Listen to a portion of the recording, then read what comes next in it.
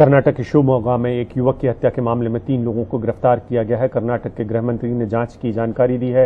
ये तीनों गिरफ्तार व्यक्ति अल्पसंख्यक समुदाय के हैं और ये जो हत्या की गई थी, ये लगातार जो तनाव, जिस तरीके का सांप्रदायिक तनाव बढ़ रहा है, उसके मद्देनजर इसको देखने की जरूरत है। इस मामले में अभी 12 लोगों से पूछताछ की जा रही है। कर्नाटक के गृह मंत्री ने इसकी जानकारी दी है। उन्होंने कहा कि इस मामले की गहन जांच हो रही है। ये मामला रविवार की रात करीब 9 बजे का है, जब एक 26 साल के युवक की हत्या कर दी गई थी। इसके बाद से इलाके में तनाव पसर गया है।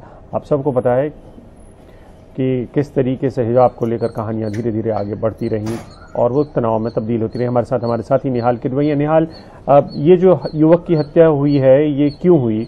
और वहां शिवमोगा आमतौर पर एक शांति प्रिय इलाका था।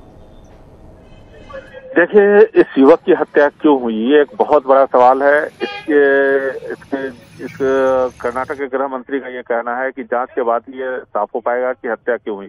लेकिन जब कभी भी कर्नाटक के गृह मंत्री से ये पूछा जाता है कि जिन लोगों को पकड़ा गया है उनके बारे में आप कुछ ज्यादा जानकारी दे, तो उनको अब से थोड़ी देर पहले भी जब मैंने उनसे ये सवाल पूछा कि जो लोग पकड़े गए हैं वो कौन है, तो उनका ये कहना था कि वो तीनों ही मुस्लिम हैं।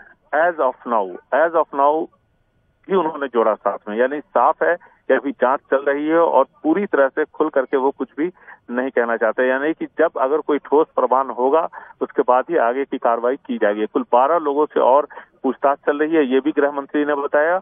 और उनका यह कहना है कि अभी किसी संगठन का नाम सामने नहीं आया है, लेकिन किसी भी एंगल्स को छोड़ा नहीं जा रहा है और सभी एंगल्स को ध्यान में रख करके जांच की जा रही है। हालांकि इस मामले को लेकर जैसा कि उम्मीद की जा रही थी कि राजनीति दोनों ही तरफ से शुरू हो गई है, बीजेपी की तरफ से भी और कांग्रेस की तरफ से भी।